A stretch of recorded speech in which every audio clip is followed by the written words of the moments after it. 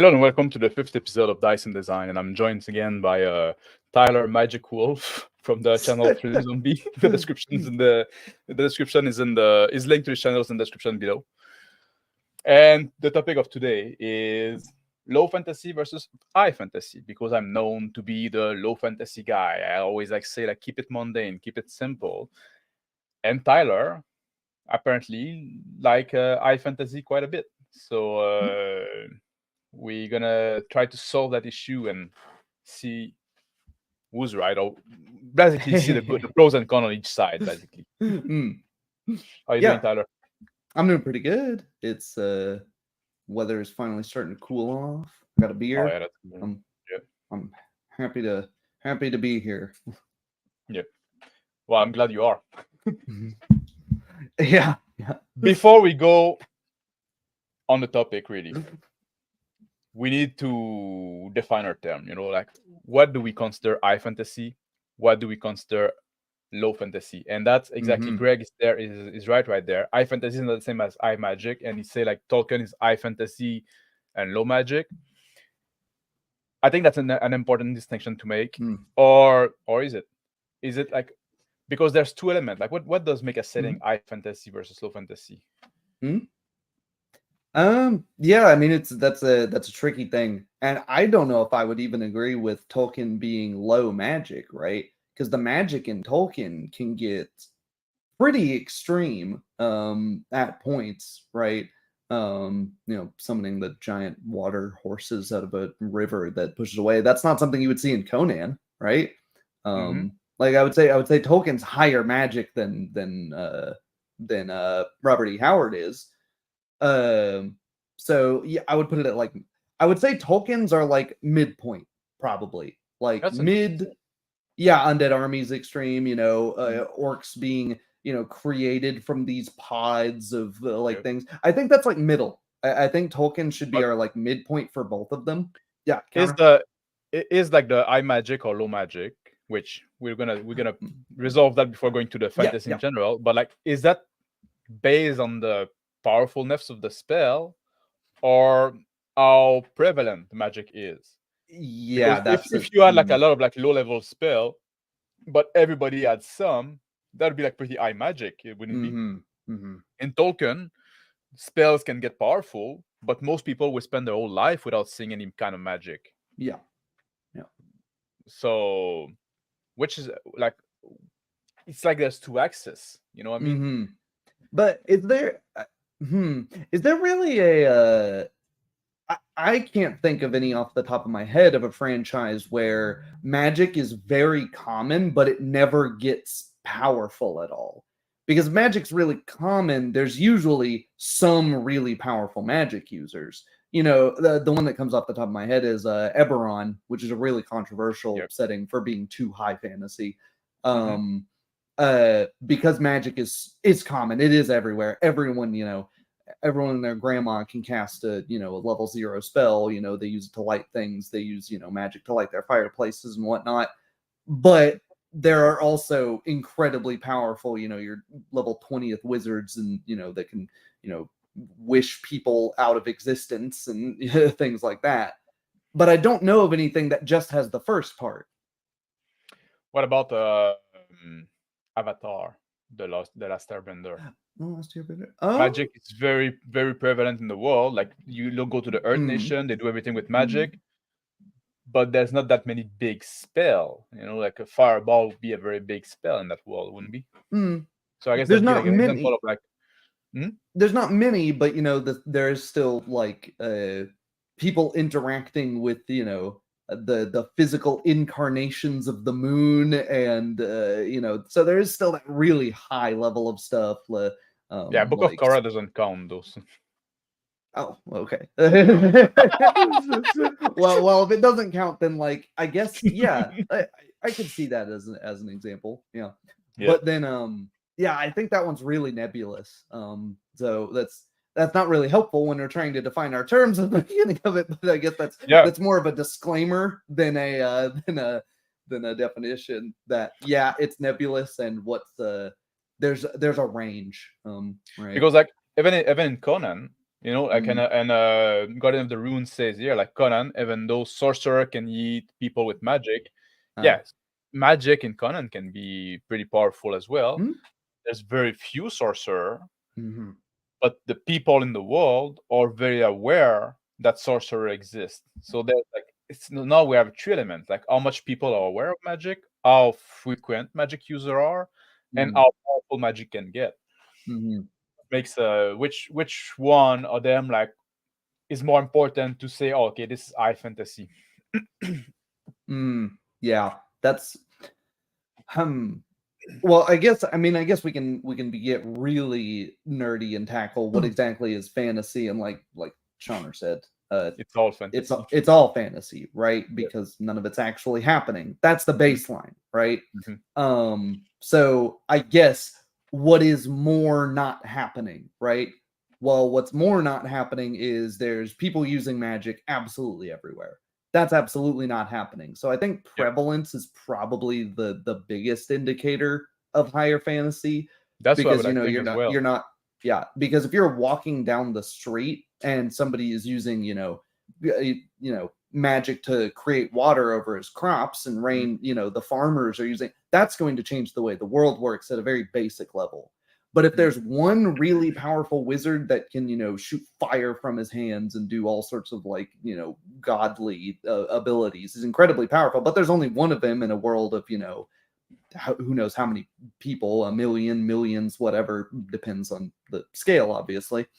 Then that one guy, despite how powerful he is probably not going to affect the way the day-to-day life works. So that's probably technically, functionally a lower fantasy, even though the power level is at the top higher. Yep, I would agree with that, and so I think like prevalence is more important than power level, and also awareness. If if the common man doesn't believe in magic or doesn't think magic is real, then that always like bring you almost already like bring you back to a lower fantasy setting. Wouldn't you say so? Yeah. And outside of magic, because like Craig was saying, high fantasy is not the same as high magic, but high magic is definitely a part of high fantasy. It's a component. The other one would be the races, fantasy races, I guess. Yeah. I mean, if your dwarves are the like mysterious folk that sometimes people see them, they live in the mountain, hundreds of miles away. They sort of keep to their own. Maybe someone in your village has seen an elf before. That's probably pretty low fantasy. But if you've got what if 10% of the population's elves and 10% is dwarves and the other 80% is humans, that's probably a fairly high fantasy, right? And when you start to have like Dragonborn and Tabaxi and like all kind of bird people, then even like you could have like a setting like that with almost no magic, but it still like put you in high fantasy, wouldn't it? Yeah, because that's not, you're not walking down the street seeing bird people in real life all the time. That's so if you go low fantasy, it's more clear cut. Like if you have a world that is like all human, and if like magic is very rare to encounter, maybe most people like don't believe it's real, that's clear cut. Like, oh, now we have like one extreme there, like, and the other extreme for high fantasy, it's like the middle ground can get really gray. But I think we'll need to like, I know you like to play in the Pathfinder world, which is always like Golarion. Yeah. How do you say that again? Golarion. Golarion. We need a pronunciation guide. No. Yeah. I always mix this one up with the RuneQuest one. Glorantha, yeah. I didn't even think about that until you mentioned it the other day, and I was like, oh crap, those are similar names. But Glorantha. No, I forgot again. Golarion, yeah. Golarion is definitely a high fantasy setting, right? Yeah, absolutely. But I wanted to highlight this thing that Shauner said, which is in Skyrim, the towns have very low magic, but the dungeons have higher magic. That's interesting. Yeah, and the same is kind of true of Pathfinder, because it's a grab bag of a bunch of different writers have worked on it. And you have certain realms where magic just doesn't work at all, which is high fantasy because of the way that it's portrayed. And you have like the Mana Scar in Faerun and things like that. So you got like a high fantasy reason for why magic doesn't work.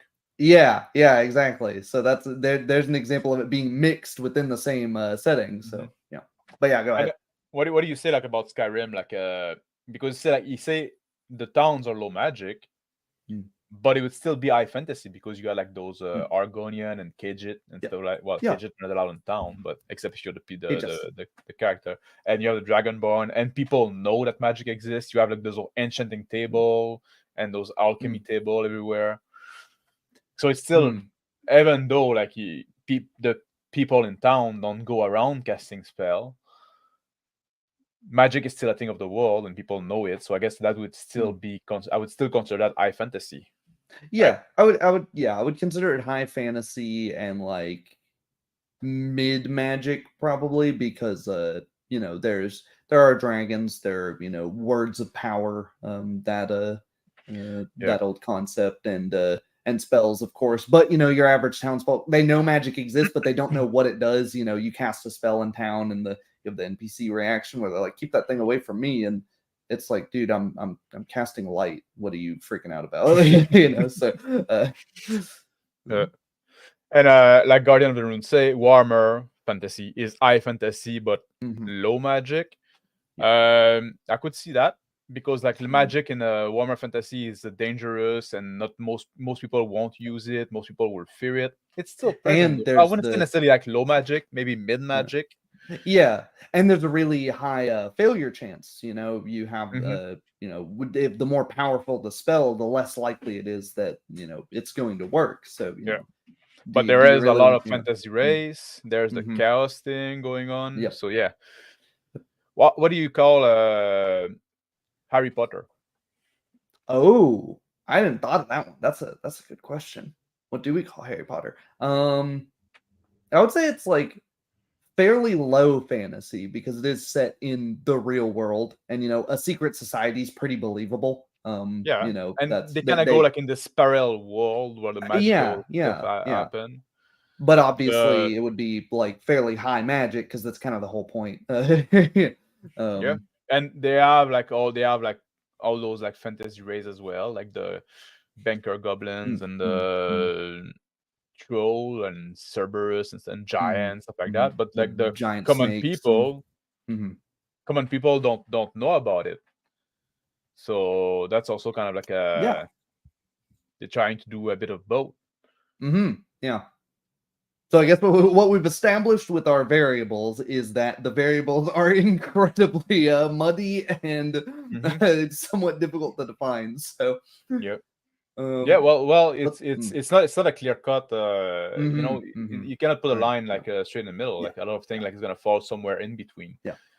Something are obvious, but something are like and that's why I say I like to have like Tolkien as my baseline, because for modern fantasy, pretty much everything is based somewhat on Tolkien. You like can't get away from him. Not modern fantasy. I guess Tolkien, before Tolkien was Conan.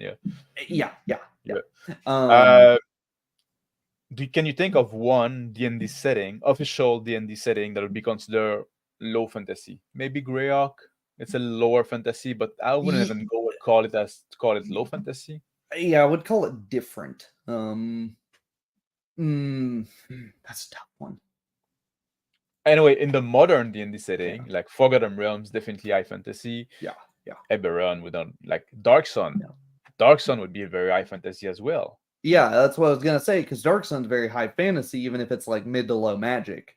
Especially if you run the psionics as they're supposed to be run. But also it's mid to low magic, but then there's psionics, which is magic by the name. But also but the world has been kind of destroyed by magic, so it implied and people know that, so it implies that there are magic in the world. It's just like now there's not many people that can use it, or it's guarded by So and you have even more fantasy races in that one, so it's very high fantasy. Well, not more, but different ones, really weird ones, like the Thrykheen, like the Thrykheen, the mules, and I think that's the only two. But well, and the regular one. Then Well, yeah. The only two that are different from standard D&D. well, because you got that thing too, like like even like having elves and stuff like that. That's still like an element of fantasy. It's just that we get so used to it that we kind of get blasé about it. Yeah, exactly. But But I it's meant in the still, context of D&D. Yeah, and then like all of the modern D&D settings are like ultra high fantasy, high magic, Mhm. Eberron, although that's getting kind of old, but like all the 5e stuff,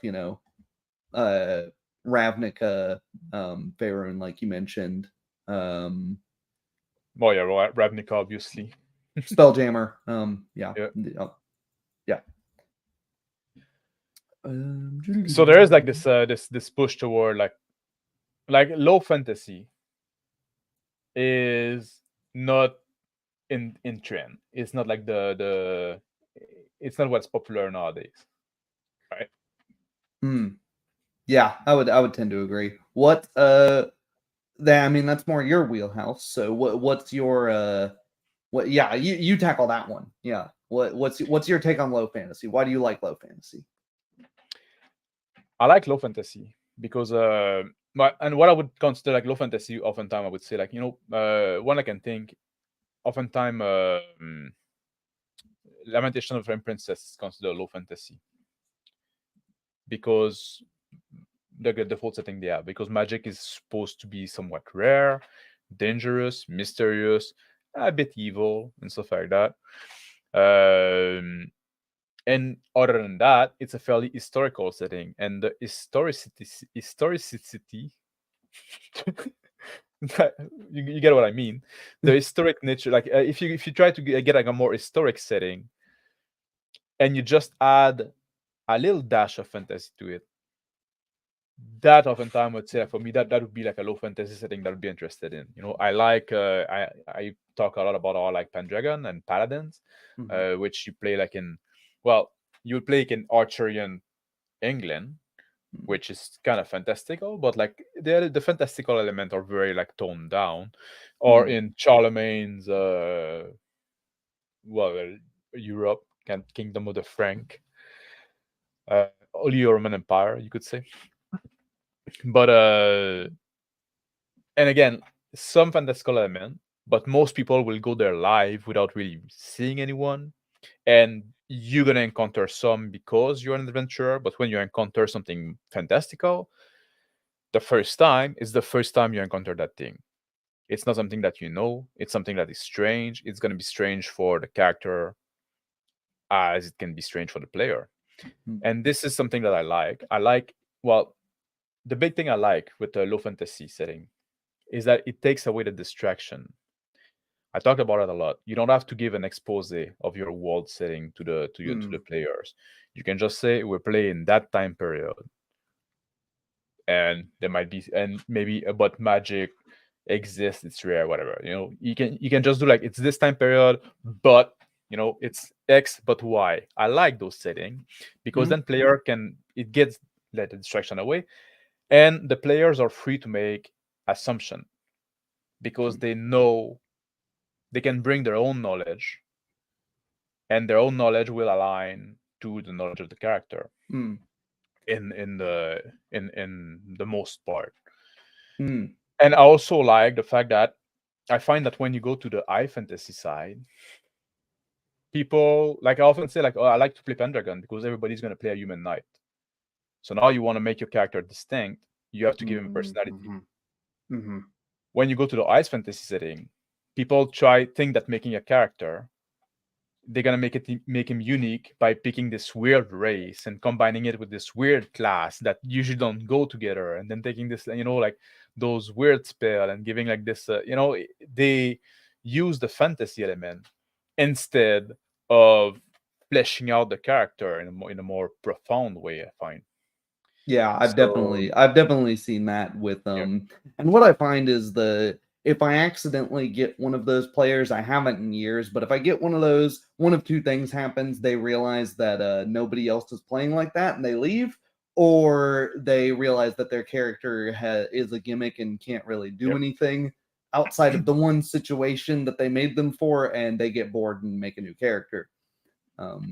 So yeah, but yeah, I definitely have noticed that if Mm. if you as a GM allow that sort of nonsense to happen, it will happen. Yeah. Yeah. Um And my the last thing I would say before, like, I'll ask, I'll revert the question to you, is Yeah. like, also I find that when a GM create a world or use a world that is very high fantasy and try to be unique and different, stuff like that, the world can steal the spotlight from the protagonist. And I want to Mhm. tell the story, and that's something I talk about as well. Like, a lot of fantasy movie or sci-fi movie sucks because of that, because like the world building become the focus of the show, instead of being like a character being the focus of the show. And it's the same thing, like, it's a trap for GM that, of course, not everybody will fall into that trap. Some people like can manage it, but oftentimes, like, then the players become the audience, because, and you just want to present, like, oh, look at this cool world that I created, look how different it is, and then you always have to correct them back. Oh, actually, in this world, waterfall falls up, whatever, like some kind of stupid shit that make your Yeah. world different, but Like doesn't trivial contribute differences. anything. Yeah. Exactly, doesn't Yeah. contribute anything to and also. Or Mm, the opposite, where there is a major thing and they don't consider the ramifications of something being so like here's a huge issue I have. Zero level spells in yep. Oh yeah, I the hate them. zero level spells are a huge consideration in general. I've considered just banning them from my Yep. Pathfinder games in general because I think cantrips were a disastrous design choice because 100%. no designers have thought about the ramification of a level 1 cleric being able to go water.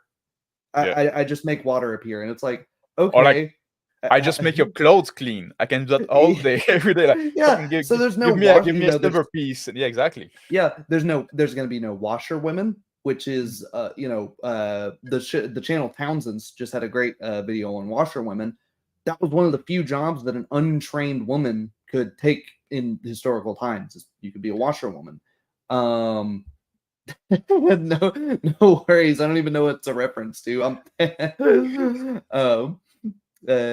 thanks for the sub, by the way. You earned the nickname by subscribing. Oh, if you're just playing in the real world, that's a history game. Let's tackle that later. But they don't think about like, well, okay, now there's going to be a bunch of cities in like inhospitable deserts. If you can just any old Joe can just make water appear out of nowhere every single day unlimitedly. So yeah, you can run into both of those pitfalls of making stupid trivial shit that doesn't matter at all as a joke. Although I would say that's more of a general GMing thing. You notice bad GMs that are just playing goof off jokey things do that all the time. But yeah, that's a pitfall. I will say on that note, you say, oh, we can just bring our real world knowledge into it.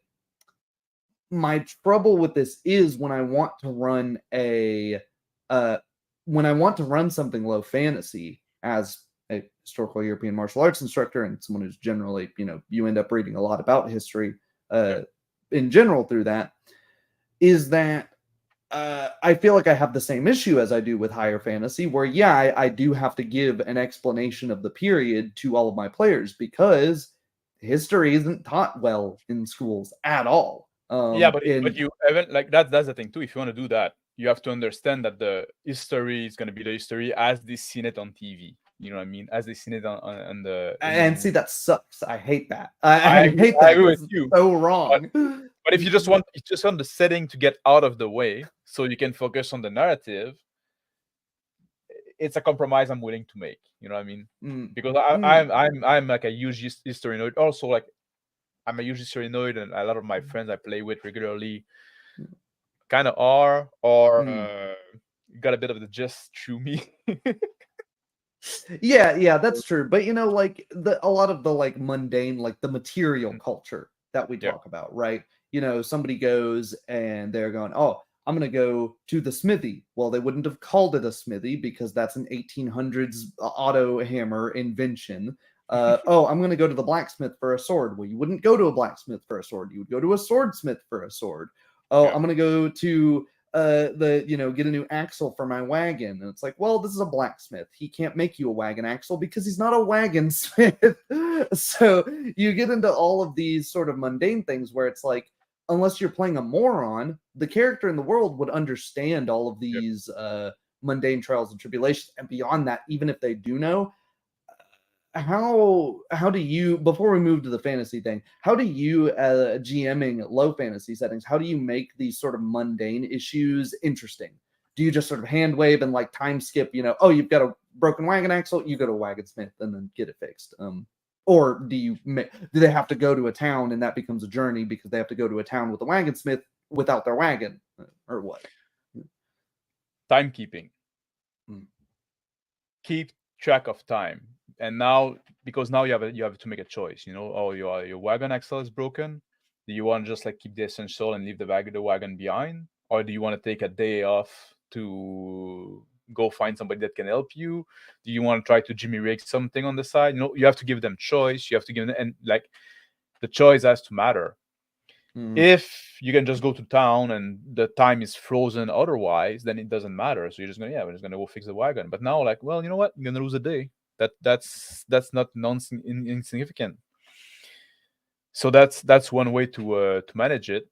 And then if I role play it or not, I often take like a kind of a cinematic approach with it. When you watch a movie or a TV show, stuff like that, not everything is role played. Not everything is displayed. And the same thing, like I want to focus on the part that are interesting to the narrative.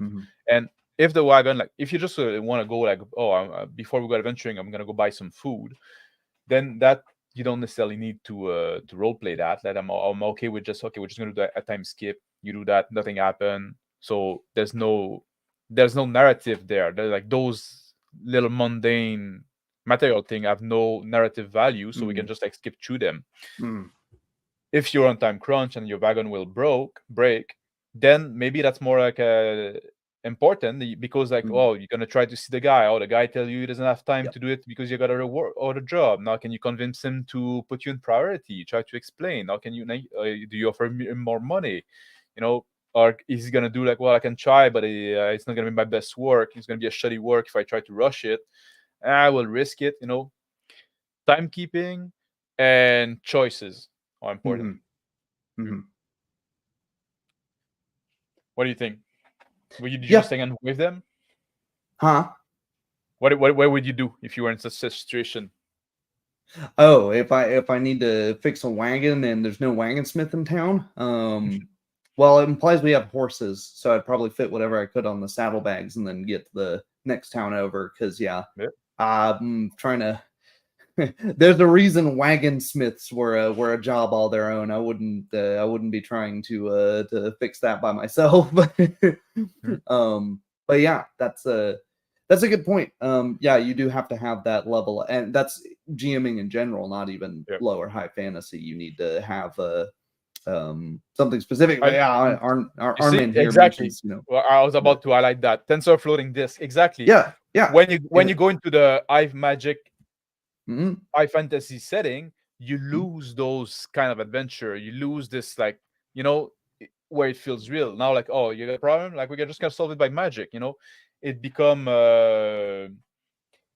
it become like a bit I don't know, for me it lose a big dimension of tension, like where we have like real problem that gets into the way of what you're trying to achieve.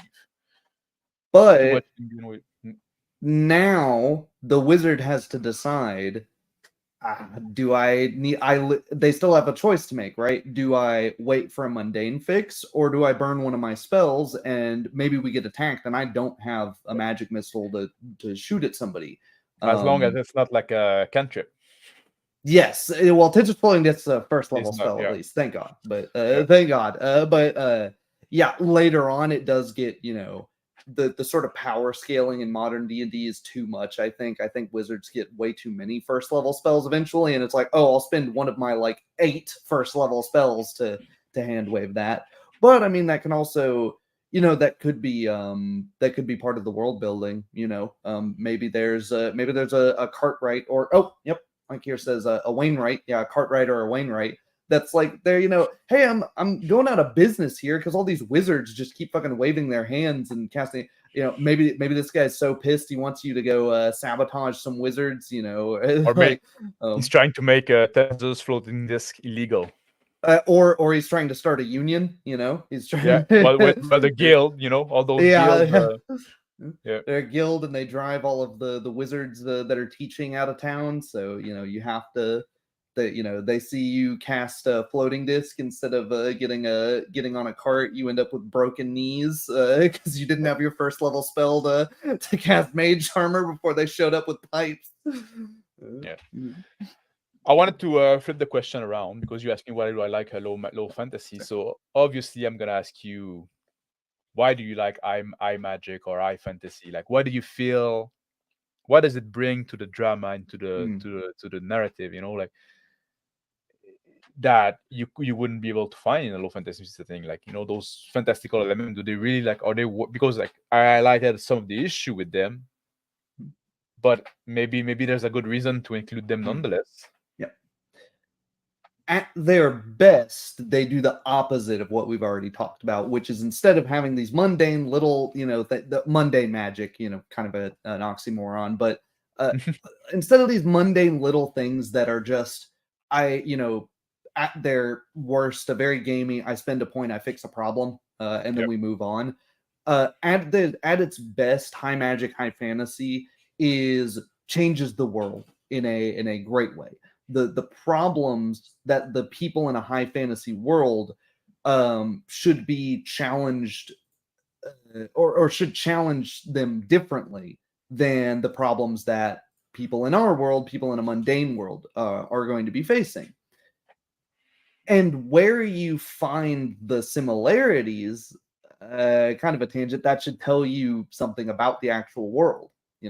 You sort of find the deepest truths about the world if you invent all of this high magic and then you think about the what naturally would occur from that. Oh, okay, we have an incredibly powerful cabal of sorcerers that have a disproportionate amount of power over other people. They want to keep their power a secret because that's not a good thing. And you start thinking through all of this and you're like, yeah, that is how that would work, huh? And find some similarities with our world that's somewhat profound. But at the same time, you can have the common things, right? Is the farmer going to be running into the problem of, oh, we've got a drought?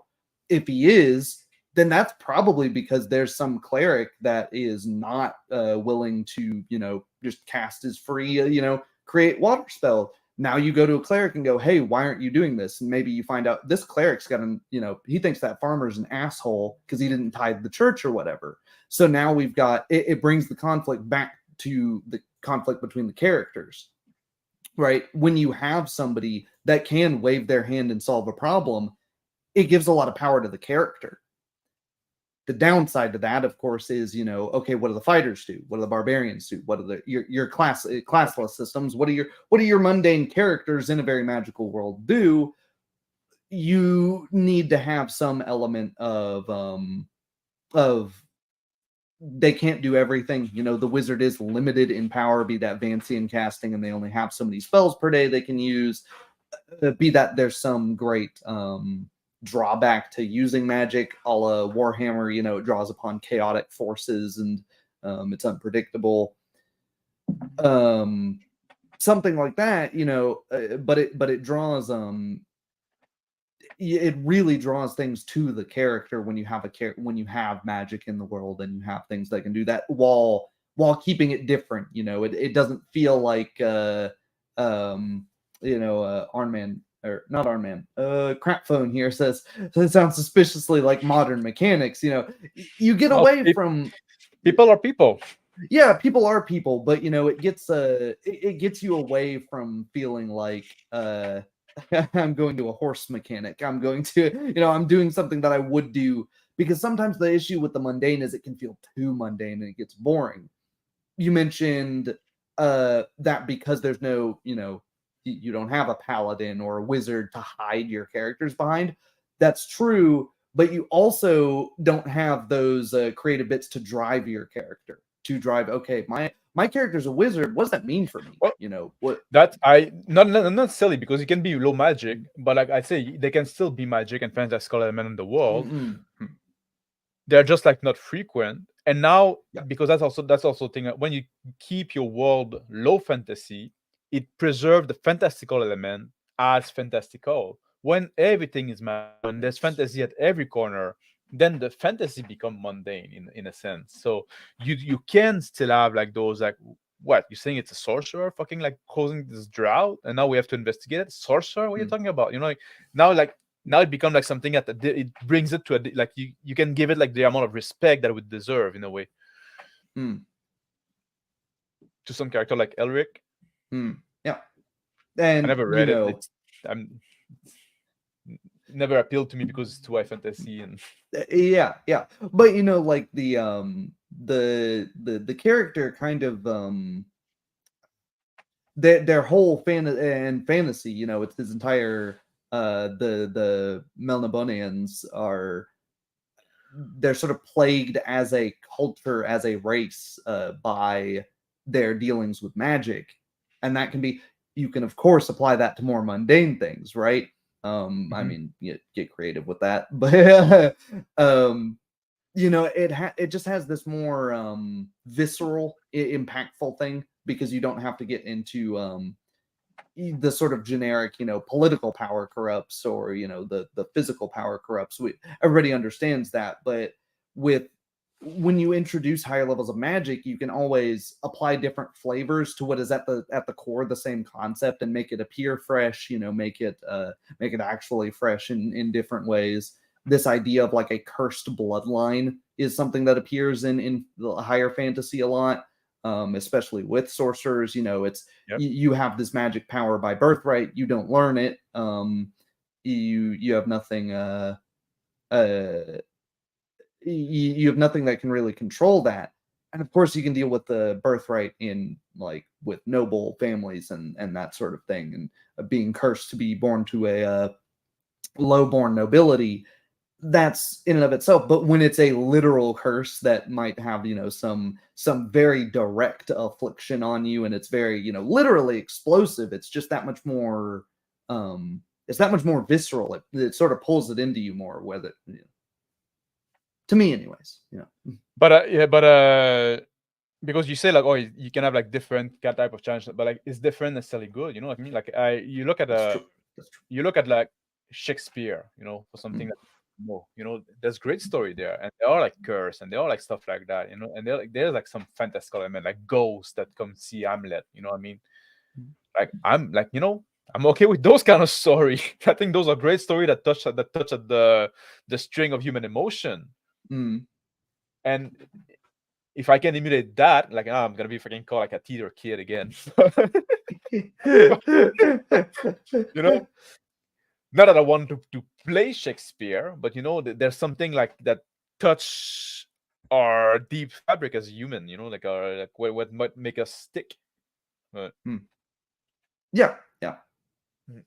Bleaker Saints Planescape. Yeah, go ahead. Read it. Since magic is everywhere in Planescape, the planers respect fighters and non-magic users much more. So the mundane becomes the mystical. Yeah, that's a great example of the inverse, right?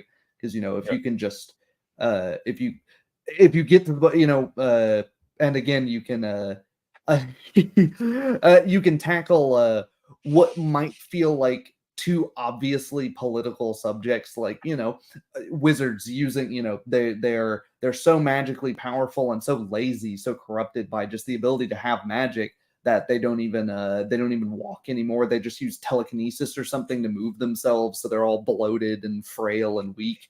And then, you know, that's where the fighter comes in, and, you know, if the fighter gets close to them, that's it, you know. So that's, you know, a sort of yeah, and if magic was everywhere and someone couldn't do it, I would think they were retarded. That's the word is censor. Yeah, it's okay. We can use that. You know, you can retard the ignition. Macbeth. Yeah, there's ghosts in Macbeth as well. The magic bell tower in Julius Caesar. I don't like. It's There's just this that third one. I'm not familiar. Like I'm not familiar it's with. it's just a joke on how clock towers didn't exist in the Roman period, Oh, but Shakespeare just plopped one in Julius Caesar. you see, that's an example that it doesn't really matter. It's not like historically accurate, but people like That like would that would it's not really the point of the play, right? yeah, exactly, But exactly. I'm not the biggest I'm not the biggest fan of Shakespeare in general, but What? yeah. Yeah, the English major isn't a big fan of Shakespeare. Yeah, And part well, of that's Shakespeare is definitely no Gundam, but well, part of it is, if your first interaction with something is being forced to read it for a grade, you're probably off on a bad foot. yeah, But yeah. And okay, we mentioned before, like in passing, but I wanted to talk a little more about that. A lot of high fantasy setting are not thought through, like the implication yes. or not. Like you add something. Oh yeah, there's this spell now. Yeah. I say, well, do you realize how deeply that spell would impact your world? And no, I just thought it was cool. That's oftentimes or even fantasy race. We can fucking get along when we're all human. Imagine if you had like orcs and elves Yeah. and dwarves, like that have like vastly different like lifespan, rate of maturity, need, desire. Like And totally different species. I think Shadowrun actually handles that very well with orcs because they're like, yeah, orcs are, as strong as like, powerlifting grown men by the time they're 13. And so Yep. they get into a fight in middle school or early high school and they kill the other kids. And so they're like, yeah, there's a bunch of racial tension because of should orcs even be in the same school when they're gonna get into fights at that age? And it's not a healthy environment. But then No there's the child left obvious, behind. yeah, but then there's the obvious, like, well, we can't exactly do blatant segregation in 2077. That's that's not really something we can get away with. So yeah, but you're totally right. Eberron on the other end of that, there's magic, fucking refrigerators. I think that's so lazy in that they're just using magic as a replacement for Yep. modern technology. You should never do that, right? You should come up with a difference. Well. If you want a refrigerator facility, if you want people having, oh, we'll flash freeze your fish, so you in inland country can get fresh fish year round from the seas. Wow, that's crazy. What does that mean? It probably means you've got some wizard that's, if it was a better thought out setting, maybe there's some wizard whose job it is to just sit there and cast his frost spells every single day to make sure this is going on. But now that makes it interesting to me if you put that. But like I'd like to play like something, like it would feel like a Brazil. Have you ever seen like Brazil by Terry Gilliam? No, I haven't. Oh man, you're missing out. Like I don't. Now I'm the Luddite. Now I've seen like 5 movies. Brazil is one of them. So. But it's like in this like kind of totalitarian society where like everybody is blasé and they're all like in their little cubicle and doing like very like meaningless, but it's kind of absurd to an extent. But yeah, that would be very interesting. Seeing like this. Yeah. But instead, what did they do? Lot of magic. They just do like you can cast the magic thing with wizard wage slaves. That's and Black Lives Games says wizard janitors, and you say that, but it was somewhat jokingly, I assume. But slimes, oozes, your acidic oozes.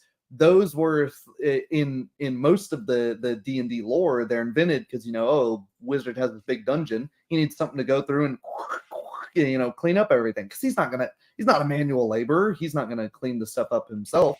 And now it's opened this whole wormhole of God. There's these horrific, big, unthinking oozes that just sort of wander out of these dungeons from time to time, and the idea of some guy that has like this giant ball of sulfuric acid that it's like, oh yeah, I use that to clean my basement. It's on the loose, hiring some adventuring party. Like, can you get this back before it kills somebody? That sort of stuff. But yeah, it's normally not thought about. It's normally like, oh, we have refrigerators in real life. What if there was a sort of medieval world but they had refrigerators? And what if they had like super magic crossbows? And it's like, okay, well, those are just guns. And it's like, oh, and what if we have all of this other crap? And it's like, okay, all you've done is you've made a modern setting with a skin. You've just, you know, reskinned it. Yeah, And yeah. And also when you start to include like all those magic thing or fantastical thing, you open the door for the players to try to, because if you didn't think them through, your players will, and that's how the players gonna start like breaking the world. Like, oh, you know, I'm gonna fucking make a nuke with this portable hole and an arrow with a bag of holding that when you know, like they start to make, and then all you did with that is say, well, yeah, that's what would happen. You could kill everything because it creates like a sphere of annihilation when you know. But Nope. Sphere of Annihilation. Hold that thought. I lost It's it. been really good. 45 minutes, no freezes. Oh, there we go. I lost my thought, and Yeah. I wasn't like I don't know, I was frozen. I lost my train of thought. You're talking about we lost you at Sphere of Annihilation. Oh yeah, I was saying like so because you have like all those fantastical elements that aren't really thought through, and now you put them all together, and then the player at some point are gonna start thinking about them and how to combine them and stuff like that. And that's when like they're gonna start coming up with stuff that breaks the world. And at some point you have to say like, well, how do you deal with that? Can you just like, well, I guess yeah, that would work. I guess that's by the rules that I define. How do you deal with it? Like, do you just say nah? Do you try to find an explanation on the fly, or if you don't want that in your world? So what I've done, and I've only done this once, you can get into interesting things of mutually assured destruction with it, right? At a certain height, you get to basically, well, wizards are effectively wielding nukes against each other. It's like, oh, you found this super powerful broken thing. Do you think you're the only one to have ever thought about that? Mm-hmm. Do you really want to use this thing that can, you know, evaporate a whole neighborhood when you're as likely to know the next guy can use it? Maybe you do, you know, just snap your fingers and wipe out an encounter. Well, you'd better hope no one heard of you doing that, because now it's the gloves are off. Everybody's willing. There's a very short list to becoming what's basically a domestic terrorist if you're a wizard using a lot of this stuff like in the middle of a city. You know, you're fighting in the middle of a city. Well, the fighter, he gets to, you know, or the rogue, you know, he stabs a dude with a knife if somebody tries to mug him. Great, that's the end of it, right? The wizard goes, I'm being mugged, and fireballs his mugger and a family of 4. You know, that's now a big problem. And you know, the wizard is like, or the druid is making his animals go haywire right now. No, sorry. Yeah, my dog is making a noise. He got bit by a snake this morning on the lips, so he's a bit pissy today. Yeah. I do like using nukes on random neighborhoods. Yeah, and you know that. But that's the libertarian in him. Yeah. I wanted to say, you know, highlight this comment. You know, I like ooze monsters, but I think most of the time they're not used as horrifically as they should be. I think that applies to all magic. You know, yeah, your magic should be pretty powerful in a high fantasy system, which means it shouldn't be surgical, right? The fighters and the archers, they should be surgically placing their death-dealing instruments. The wizards should sort of have, I mean, if I need to, yeah, I can light those dudes on fire, but, you know, do we want to do that? Do we want to have, you know, Warhammer Fantasy does it well. You know, do you want to have witch hunters after us who know I'm a wizard now? Do we want to have maybe in a high fantasy thing? Maybe there's magical ordinances, you know, and you know, because in some dystopias like the one you live in, you can't defend yourself at all costs. You have to meet force. Maybe the wizard that, you know, little frail dude that can barely lift his hands, you know, he should have his magical 45 to absolutely annihilate this dude. But then, you know, he goes to court and they're like, hey, you used magic within city limits, you could have killed somebody, you know, we're gonna take you to jail over that. Or, you know, but better be judged by 12 than Yeah, but it's- it's a wizard. You know, but yeah, go ahead. You sorry, I didn't oh, want to just cut in you. general, these things generally aren't thought about, right? They get hand waved. Magical law doesn't even really, get discussed, even in Skyrim, right? Where it's people don't even really care if you're summoning Daedra in the middle of town, but this is a supposedly magic fearing society. I mean, and there we can say micro things about Skyrim Yeah. not being very well thought through in general, but Well, yeah. that's sort of, plenty of games are like that, right? And when you yeah. try to bring it to people, like say, oh, like this thing doesn't make sense. Well, it's just like just fantasy, bro. Why you care so much It's about it? just magic, bro. Because I want the world to be believable. I want to be able to Yeah, immerse exactly. myself in the world, to use that word that is sometimes dreaded, immersion. Mhm. But that's part of it. Like my character will live in that world, would think of those things. I like this comment by Rex Steele. Also, hello Rex Steele. You say maybe a society that use magic as a source for the technology. You could have it that people don't understand the magic as much as they think and don't realize that until it's too late. And that's something that we see with technology nowadays. Like Exactly. there's this paradox, like the more people use computer, the less the average computer user understand computer. And I guess it'd be the same with magic as well. But also, I Yeah. wanted to. Oh, You have something to say about that? Because I wanted to use that comment as well to talk about like a magic as technology and technology as magic. yeah. Yeah. So go ahead. That's what I was gonna. I was remembering something specific in that realm. So yeah, go ahead. Yep. Because that's something that also like I find oftentimes because in games when you have like magic in the player, you kind of need to have like a hard magic system because the player is going to use the magic, so you have to have like well-defined rules for magic and stuff like that. Usually, like some game can get away a bit of it, which like maybe like something like a Ars Magica or Mage the Ascension kind of manage to do like an element of a soft magic system, but that's the focus of those games. But usually you're gonna have like a more hard magic system with well-defined rules. And oftentimes, especially when you go in D&D and Pathfinder and stuff like that, magic is pretty reliable. If you cast the spell is gonna happen. Yeah, there might be a saving throw, there might be a roll, stuff like that. But you can know and expect the effect of the spell. And that's also something that bothers me. Magic should be chaotic. Magic should be misunderstood, should be mystical, and should be dangerous, and should come at a heavy cost. Otherwise, magic just become technology. You're just like, oh, you want to do something? Just recite this spell, and it's gonna happen. You know what I mean? And I think this is also part of like high magic, high fantasy that make the world less fantastical. Hmm. What do you think about that? I How think do you solve that issue, like of not having the magic just become like another technology? I think this is a tale of three games. Because we have so maybe the most famous example of this failing is Eberron. Right? We can't really talk about magic and technology without talking Eberron, and you've got that very very explicit mixture of the two with Mhm. the Warforged, right, where it's this sort of mechanical robot creation that's powered by magic.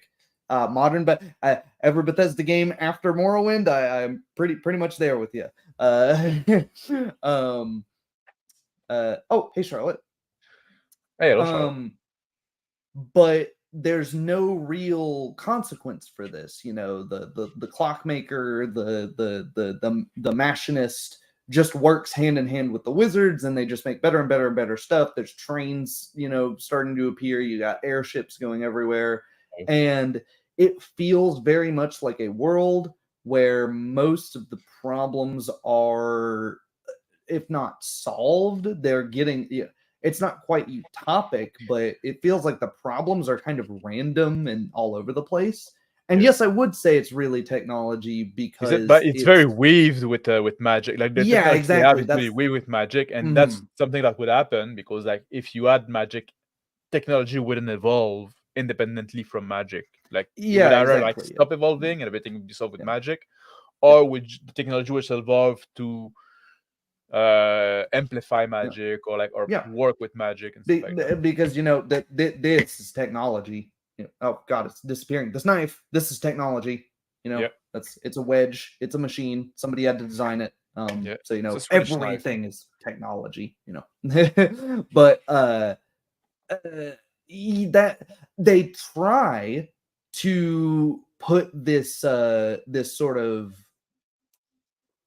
damper on things with they don't explain what exactly happened, at least not to my recollection, but there's this big deadlands that was supposedly caused by really high level magic and the magic war between all the guilds, and so they've just agreed to do this sort of shadow in the shadows proxy battles against each other, not use this big magic again, but it's never touched upon. It's just a backdrop for the setting, and not but if you start thinking about it, you're like, hang on, I have a 0% failure chance. The game says so. If I'm wearing no, armor and, no shield, I cannot fail at match. So what happens? There's no mechanic to represent this massive, world event that, so, what's going on there? And yeah, that was the other game I was going to mention, Arcanum of Steamworks and Magic Obscura. I didn't know that. I wish that would have been how Eberron was handled, because Arcanum had been out already. But it's basically you either get magic or you get technology. Technology starts going like crazy. It'll just explode in your face if you bring magic near it. And that creates a really interesting culture war where you have the dwarves that are like all about technology, but they don't want to disseminate it because they're worried about, only they believe that only their culture is, capable of separating magic users from the technology. Then you have the elves that hate technology. They only like the magic bits. And then you have humans that are we like both and we want to get it everywhere. And, we do a pretty decent job of screening people, but a wizard can accidentally walk onto a train and the train just explodes the moment they cast any spell without thinking about it. So I wish it was more like that, but that's the rarer example, right? Yeah. And what was the third one you say? Shadowrun, of course. Shadowrun, because of course. Because we can't talk, that's more maybe the opposite of the other two. Well, you know what? I've been accused when my talk with Justin, because I don't know Shadowrun. I know you do, and I know Justin doesn't either. Outside of the biggest show. So tell us about Shadowrun. How do they solve it? Because that's always something that kept me away from Shadowrun. It's there's technology, magic. Shadowrun's kind of similar. You won't just explode if you combine technology and magic, but magic users have to be basically the most human possible. If you got a robot arm, you probably can't cast spells. Because it's sort of vaguely based on the idea of the chakras, and you've got chakra points in every point of your body. So the more stuff you replace, the less good you are going to be at magic. You might be able to use some. You might be able to use it inconsistently. But yeah, it's effectively rules, and magic should be like that, right? If you go back and read some of the magic and treatises like these, they're so specific, like the rituals and stuff that they're having to do. So yeah, and it's heavily controlled, right? If you want to work for a corporation and they find out that you're capable of using magic, get ready to be put in basically like a science experiment. They're going to be using you for your body more than for your talents. They're going to be trying to figure, because magic is very poorly understood. It's only been around for about 50 years as of the current edition of Shadowrun. So it's, people are like, okay, how much of these old medieval books about dragons and these magic spells, how much of that was right? How much of that was real? And it opens this whole can of worms of, oh man, what does this mean for religions? Right? How much of this was literal? How much of this, but of course, you've got to make that choice right at the beginning. Do you want to sort of defile your body for the quick shortcuts of having your cool bionic legs, your bionic arm, and whatnot, or do you want to go through the sort of grueling process of trying to figure out how magic works? Can everybody learn magic? Yes, everyone can learn it. I think some people are predisposed, and particularly some races are predisposed to others than others, but basic, and that's basically all. I can't remember if it's all or just most non-humans are a little more predisposed to being magic because it is magic that's turning you into a non-human. And the way the races are handled is really interesting too, because it was basically a gene that you're born with, but it isn't expressed until the world is in a high period of magic. And so all of a sudden, like 10% of the population just dies because someone's like getting a 40-year-old's getting this turning into an orc as an adult because they have the gene for orc expression and their bones are just growing horrifically and all sorts of that stuff. And then some people become vampires out of nowhere because they've been infected by the virus, years ago, but it's not expressed because there was no magic. The magic was not high in the world, and all of a sudden you have this absolute catastrophe, right? The world is falling apart because magic just suddenly exists. And from on the top of the stream, people were talking about Shoner was mentioning actually that it's all fantasy, sci-fi. It's fantasy as well, and I often agree with that. Yeah, exactly. Like I started. I agree with that. Oftentimes, not always, but most of the time, and that's the kind of sci-fi I don't like, where things don't make sense and things are just like, it's just like, no, you just have this technology that can do that. Yeah. How does that work? It's technology. We don't care too much about detail. Like now in your technology, like in a way, I say like in some fantasy setting, your magic become technology, but in a lot of sci-fi setting, your technology become magic in a way because it just work. There's no reason for it. There's no rhyme. It doesn't follow any kind of scientific principle. It's not explained. You don't care about it. It's just something you can do, and that's also something that bothers me because if I want to do sci-fi, I want some kind of like a more art sci-fi where like thing is that like makes sense of like that. Are you trying to get me to talk about Gundam? No, we mentioned it already. But yeah, I agree. It's very much the same where it's, and I think with sci-fi it can be even worse because with magic it's so far removed from things we understand that it will age better than like a lot of the 50s and 60s sci-fi is just like, what the hell are they talking about here? Because we understand a little bit more about the world in certain ways. Yeah, there's some like goofy MacGuffins where it's like, what are you talking about? Just some like random sci-fi gibberish doesn't really work because it sort of vaguely touches on stuff we understand enough. So yeah, I would agree that I prefer hard magic in addition, but I definitely prefer hard sci-fi because at the point that you're just hand waving stuff, that's just magic. You see, like I definitely prefer art sci-fi, but I definitely prefer like soft magic, like magic that's not well defined. I want science fiction, like technology, to be distinct from magic. I don't want them to be like the same thing. So that's oftentimes the opposite of what we see in our role-playing game. Oftentimes people are going to do like art magic and soft sci-fi. I think that's that's the wrong way to do it. I think you should do both. I think there should be hard underlying rules to magic, but like tacit knowledge. The idea that I know that something works in a certain way, but I don't know why it works in that way. Yeah. So the magic always has specific rules that need to be followed, but maybe the people in it are like, like a blacksmith in a low fantasy setting. It's like, why are you adding chalk to your thing? Because they don't know what flux is. They're just like, I don't know. It just makes the steel work better.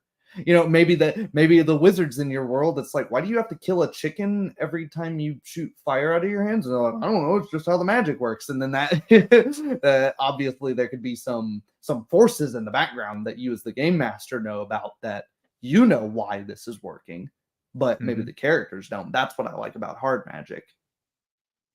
And what about the cost of magic? Do you think like Mhm, magic, like mhm. like now it's just like, oh, you just take a rest and then you can cast your Yeah. spell again.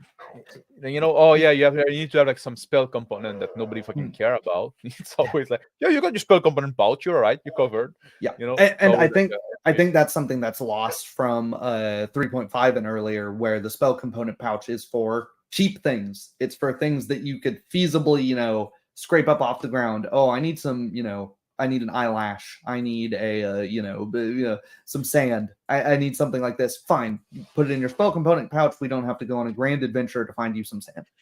But what's missing is a lot of the stuff that's like the spell components, 100, 500, 1,000 or more gold. You can't just hand wave that stuff, right? Some of that's more money than some people have seen in a lifetime, and you're going to use it to cast one spell that lasts, like that. There's a literal economic cost there. There's the short-term cost throughout the day, even with the rest system of ideally, this is a problem with the modern design of we expect you to have 2 to 3 encounters per day, and then you'll get a rest, and then the next day you'll have 2 to. That's bullshit. You can't. You should always be on your toes, not expecting. Damn. Do I think my fighter is going to be able to, be fine with that and kill that by himself? He's having some trouble with it. Should I, be, kind of crappy shooting my crossbow at him, or should I use a spell on it, not knowing what we'll have to fight next, not knowing if we'll have to fight something next? Do I prepare more utility spells, more, breaking down doors, unlocking stuff, alarm spells or do I prepare more combative spells? So that can be a cost. That's an opportunity cost. Charlotte mentions she doesn't think Shadowrun handles magic versus tech well. If you went cybernetics, you could lose your humanity, but if you went magic, you get the same benefits but still keep your humanity. That's true, but with magic, you have to keep track of burn because every time you use magic, it physically hurts you, right? So yeah, the guy that's full cybered up, he might, now he can never use magic. He's going to be more susceptible to magic in many ways. But you throw a flashbang in the room with the guy who's, got the cool bionic arms and the wizard that's just cast 3 spells. That wizard's probably going unconscious right away. And then the guy with 2 arms he's probably fine. He's probably going to beat the crap out of whoever just threw that flashbang in the room. so Lots of that's ideas. also go to the what we're talking about, like now the cost of magic, because Oh no, the cost of magic. Yep. Yeah, this is a good comment. There might be the occasional philosopher that knows how the thing works, but they're 1 in 100,000. Yeah, and it could be, you'll be trying to seek those people out. Sorry, I was saying like in Shadowrun, like the fact that you're using magic like hurts you linked to the what we're talking about, like magic having a cost. Magic, like for me, like magic should always be like a sacrifice. And I like when magic is a bit evil, so like that and scary. Like, and people were saying, were mentioning earlier, like spell of darkness in a low fantasy setting would be terrifying. And I think that's also something. Yeah, that's also something that low fantasy. Like when I say like in low fantasy, the fantastical element matter much more. Like you meet a troll. It's not just something. Oh, we met a troll, we killed it, and we moved on to met a bugbear, and we killed it, and then we met some golems, and we killed it, and then we, at some point it's like, well, then why does it matter? What is it like? Now if you meet a monster, it means something. Also, fighting human most of the time give good opportunity for role play as well, because you can understand how the human work, how the human think. You can try to make plan according to that. You can stretch your empathy muscle in a way, because you try to understand how the other think. I think that's a good thing as well. Yeah. On the other hand, in a higher fantasy bit, if you need to go find a wizard in order to, or if you have a wizard in your party, but they're not powerful enough yet to dispel this curse or whatever, now it brings the focus on the character, right? Where it's like, okay, well, now we need to, or wizards traditionally, even in higher fantasy systems, they start weaker than the guy who can swing around the sword. They don't have as much access to their magic. Their magic's not as powerful. Now, you have great interest, and it's like, okay, I got to keep this guy alive so that he can get powerful enough to dispel this permanent darkness. Or now we need to go find, a wizard that can go do this. And if wizards are fairly common, that might be going to, you go to some wizard, he's kind of a shady dude. Do you want to, how important is it to you to do shady dealings? Maybe you have to engage in some strange ritual that, you're like, I don't know if this is quite right. This doesn't, and the wizard's trying to get something out of it. Maybe they're the one that, you don't know who's caused this darkness because there's so many wizards everywhere. It could be anyone. Right. But I like that, and you get that in the, because like in low fantasy or low magic setting, magic will come at a high cost. That's why you don't see magic everywhere, and you got this moral conundrum. Well, we could solve that with magic, but now is it like the greater good kind of thing? It's gonna cost a lot, but then when you actually you get like those then just like, I'll just need to rest afterward. Yeah, and that becomes a problem at the higher levels. And one issue with high fantasy is you can run into the shonen problem, where Dragon Ball, Demon King Piccolo, horrifying, powerful enemy, and then you look at modern Dragon Ball Super, laughable. Anyone would flick and then he's dead instantly, and it's like, okay, well, maybe the permanent darkness is horrifying for a bunch of level 1, Pathfinders or 5e adventurers. And then once they hit level 7, they're like, we can just wave our hands and get rid of that. And then not even one of us can wave our hands and get rid of that. So then you need to introduce something more powerful than it, and then they get more powerful. Now you have to introduce something more powerful than that. There's also the question of like how many, because if you're in a high fantasy setting, it might not just be like the party that can wave their hand and get rid of that, but it's just somebody, like it's not even the party, like somebody else, because like they're you're the mage of the party, but there's like 10 mages in that city, And then in that case, it can become the who gets there first. Now it can be a race, right? Somebody wants to be, there's a bunch of people who can come and fix your air conditioner. They're all trying to be the first one. They want your money. They want your money specifically. So, you can be a sort of magical contractor. You maybe it's really far away and you're good at dispelling magic, but you don't have any teleportation magic. Maybe, but you could have the race anyway, because like, well, if it's not fixed within a few days, all the crops gonna die. That's true. What I mean? That's true, but now the race becomes against other, wizards rather than against the natural. So it moves, the magic necessarily moves it to character versus character rather than character versus nature, or character versus this. It's not necessarily a force of nature, but it might be, you're not fighting the thing, you're fighting the character.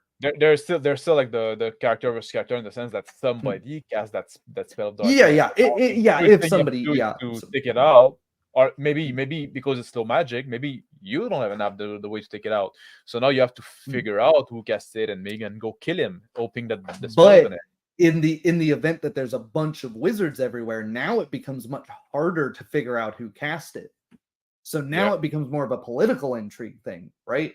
Whereas in the other one, it's okay, we just need to go find the wizard and kill him, because if there's not that many wizards and there's one in 100-mile radius, we can pretty much figure that you don't know who's the wizard, because the wizard you don't know necessarily doesn't reveal himself. The wizard live hidden amongst the folks, so you still have this political intrigue.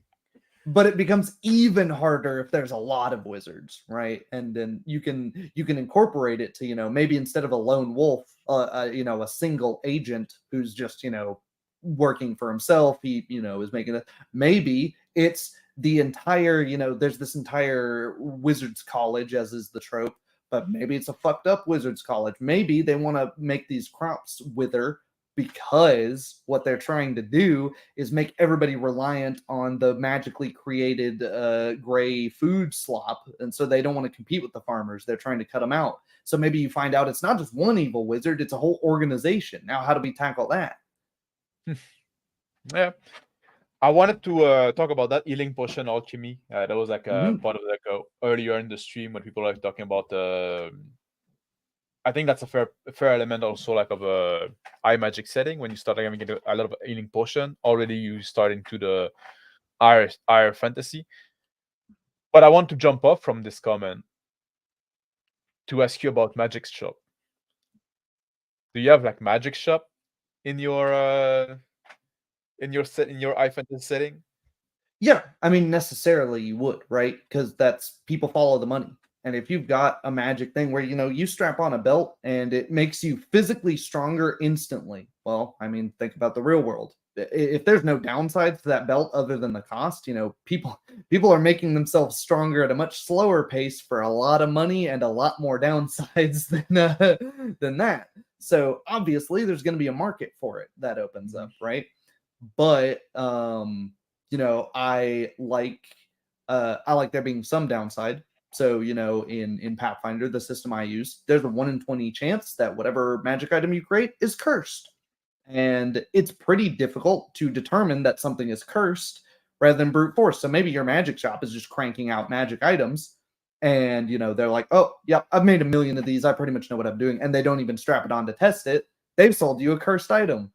How long, maybe you leave town before you figure out that your magic sword that you've just picked up is cursed. You got to swing it to somebody and it's like, what the hell, this doesn't do anything. It looks sharp, but it's like made out of rubber or something. Um or uh and not every magic shop is just like a blacksmith isn't going to make you swords. A magic shop that's selling magical clothing isn't probably going to sell you magical swords and the like. But how do you make it not cheapen? Oh, you got this magical sword? Yeah, I just bought it at Walmart. You know what I mean? Well, you have it not super common. I think a lot of systems have pretty good things for this, where it's like, okay, this town has uh this is their amount of capital in magic items that they have. So you want to go to the fantasy Walmart. Well, that's going to necessitate a journey to a town that has that sort of magical capital, right? So you don't start there. And if you start there, that can be an issue. You can ramp up into maybe this is such a high demand item that even though they have the magical capital for it here, they're all sold out. It takes a long time to make magic items, at least in all the settings. People aren't just snapping their fingers and they appear. It's like, hey, yeah, I can get you this magic belt, but it's going to take a week at least. There's 50 customers ahead of you.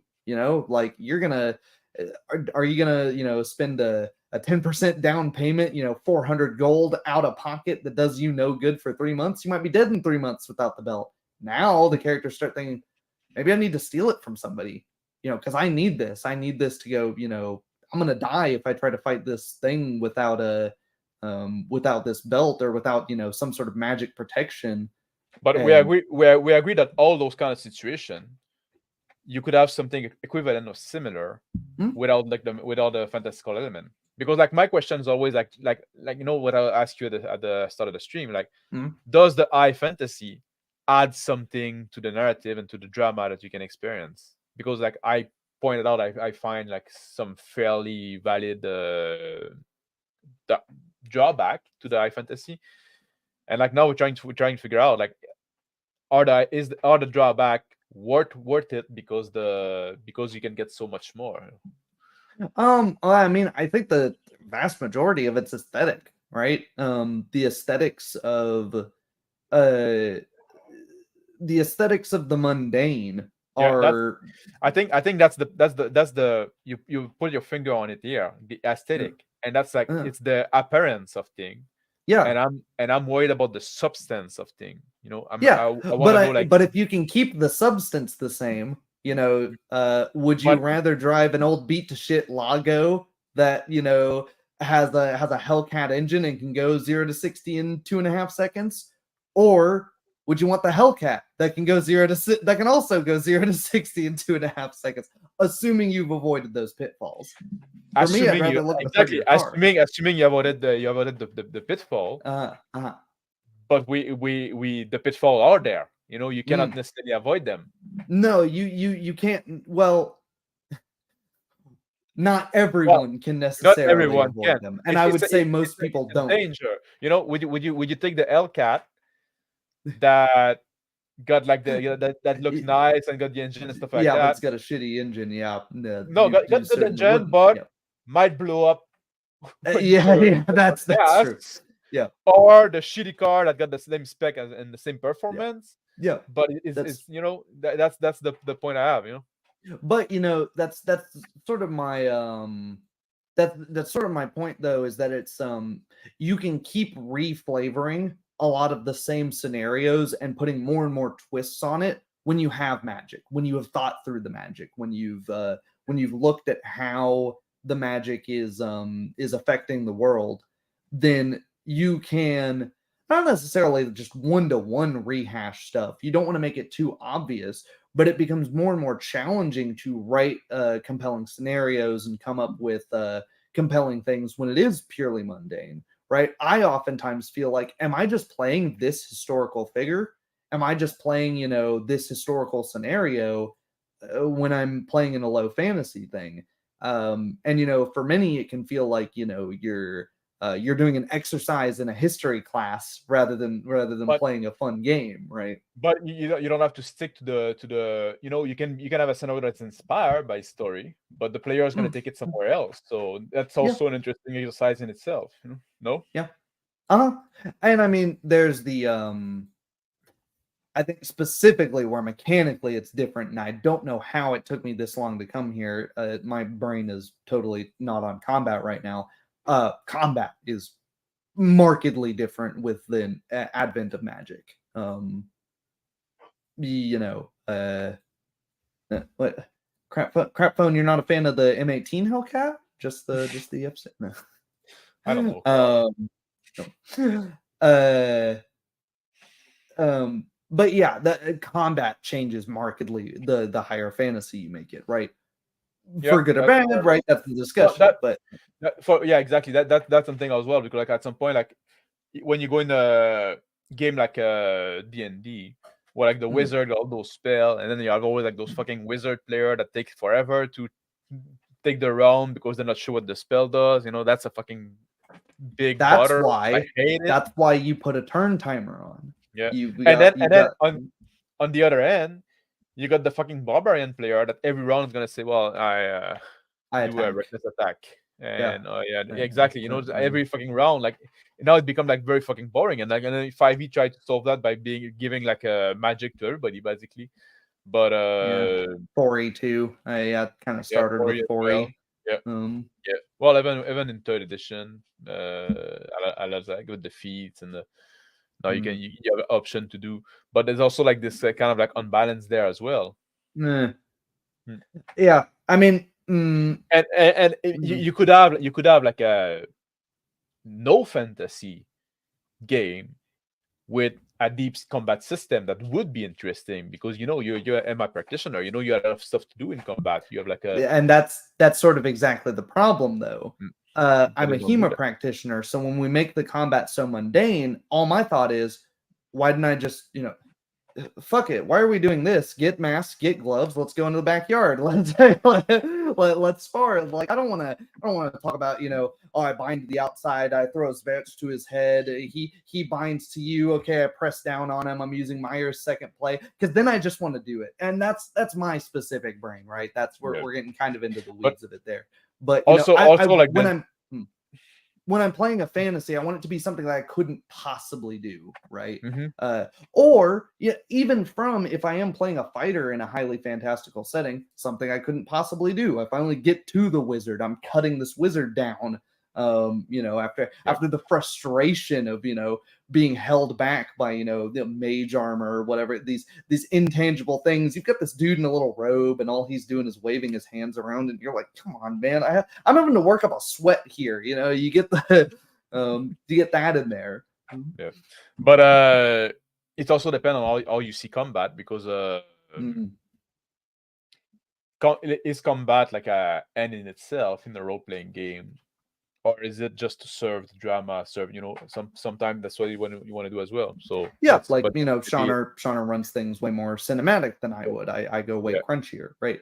And if you're yeah, more cinematic than crunchy, I would say the fantasy level doesn't matter nearly as much, because if you're not having a round by round, play by play combat, mhm, then yeah, the magic is just sort of, is the magic just a different arrow? And that's an issue with a lot of the modern spell designs, is just you wave your hand and then it's like, oh, I do X amount of damage, and it's like, okay, well, that's just what a bow does. I want your magic to be different. yeah. Our dinosaur lore high fantasy.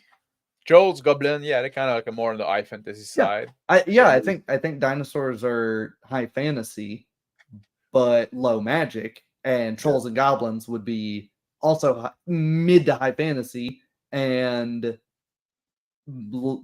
some amount of magic obviously Trolls is feel more magical with the origin and stuff like that. yeah, Goblins are yeah, pretty exactly, yeah. mundane. But Uh, they're a little more, they show up in like in very old tales of yeah. stuff, so it feels somewhat mid magic. Um, I definitely think there's recency bias to be talked about with fantasy, right? If you Um, play like a game set like 6,000 years ago when men and dinosaur were hmm. walking the earth together, then it's low fantasy. Yeah. Yeah. Sorry, it's a little joke there. I don't want to offend nobody. Yeah. And another thing also, like, another drawback I see with the high fantasy setting, and maybe you have a solution to that, is Oh, hey Rick. hello Rick. Black Lodge Games is gonna start the stream soon, but we should end Mm, ours fairly soon. So after half this an one, hour you or can so. move. Yeah. But in a low fantasy setting, in high fantasy setting, sorry, can you make your setting on the fly, or because you have to think things through? That was hard for me to say. Because you have to think things through, can you just like wing it, or now do you have to do the exercise of making the wall building and taking note, and if you do that, do you have to then do you have to do the expose it to your player? I think the answer is it depends, right? Just like I would say, if you're running something specifically in, name a year, throw a dart at a board. Now you're set in 1453 England. Well, now you can't just make up tons of stuff about that. You have to say, okay, well, let's do some research into what 1453 England was like. Likewise, if you're going to be very specific about how the magic in your world works and how, what exact creatures exist, how that affects the professions, yeah, you're going to have to do the thinking of that and prep work, writing stuff down, thinking things through in that regard. So I think it depends. I think once you've got everything down, what does and doesn't make sense. And sometimes if you do screw something up and you do some improvisation in a session, and you realize you've kind of broken a rule of magic that you've set up in your world, well, now you've got between now and next session to think of an exception for that rule. And maybe that can be a cool thing. Maybe that can be, your characters and even your players are going, what? I thought this guy's casting spells in full armor. Black Lodge mentioned that earlier. I didn't get to it before they left. But it's like, I thought that wasn't possible. And if they're good players, they aren't going to go, DM, I didn't see you roll for their spell failure chance. They're going to be in the moment like, this dude's in full plate and he's casting spells. How is he doing that? And then after the session, you get to think, shit, how did he do that? And now you come up with, so that can actually be, those mistakes can actually be a new point for you to make something interesting in the world. Yeah. But also it opened the door for adding thing to the world that eventually is going to break your world as well. Like you said, yeah, you have the session too, but your player also have the between session to think about it. and so now there's new rule in the world, and you have to keep track of it all. And do you have to do the expose of your player if you create in advance? That's also like a big thing that often bothers me. El was saying, I don't know why fantasy is being confused with for Magic tonight. We talked about it a bit earlier. Yeah, like it's because like we iMagic, like, well, he said that here, like iMagic does mean iFantasy, but iFantasy does not mean iMagic necessarily. We agreed to that on at the start, but then after talking a bit about it, we say like, well, usually they kind of come together. It's there's rare not that there's not much. Our too long didn't watch was there's not much high magic, low fantasy out there.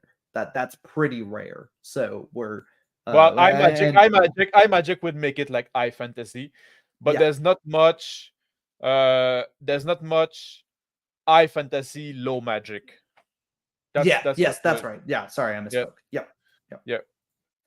So that's why oftentimes, like, maybe it's a shortcut, but we agree that you could technically have an iFantasy where magic is fairly low. But those are pretty rare.